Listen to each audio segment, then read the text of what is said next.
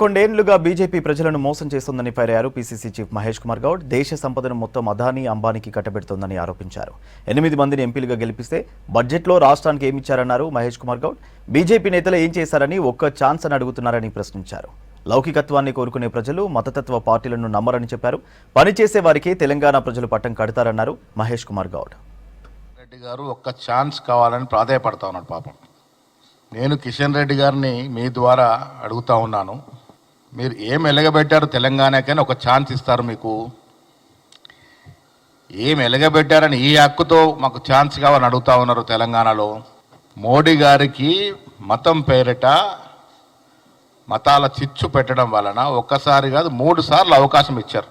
3 సార్లు మోడీ గారికి అవకాశం ఇచ్చి ప్రధానమంత్రిని చేస్తే ఈ దేశానికి ఏం ఎలగబెట్టారో ఒక్కసారి మీరు రాష్ట్ర ప్రజలకి తెలియజేయాల్సిన అవసరం ఉన్నది. 2 కోట్ల ఉద్యోగాలు ఇస్తానని ఇచ్చారా? ఉన్న పరిశ్రమల్ని ప్రైవేట్ పరం చేయలేదా?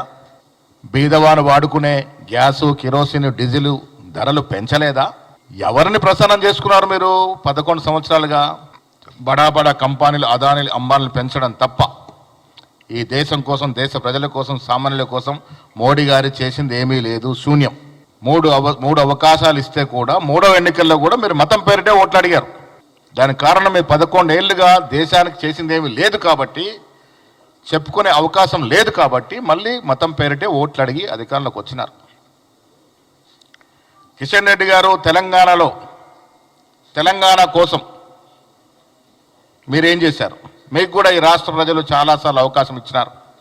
ఎమ్మెల్యేగా అవకాశం ఇచ్చినారు, ఇవాళ ఎంపీగా అవకాశం ఇచ్చినారు. రాష్ట్ర ప్రజలు ఎంపీగా అవకాశం ఇచ్చిందిగా మీరు కేంద్రంలో మంత్రి అయినారు. మీరు మంత్రి అయి కూడా దాదాపు 10 సంవత్సరాలు, 6 సంవత్సరాలు అవుతా ఉంది. మీరు తెలంగాణ కోసం ఏం చేశారు? మొన్న ఎన్నికల్లో ప్రజలు మీకు 8 పార్లమెంటు స్థానాలు, 8 అసెంబ్లీ స్థానాలు ఇస్తే ఇటీవల వచ్చిన బడ్జెట్లో మీరు ఎన్ని పైసలు ఈ రాష్ట్రానికి అదనంగా తెచ్చారు?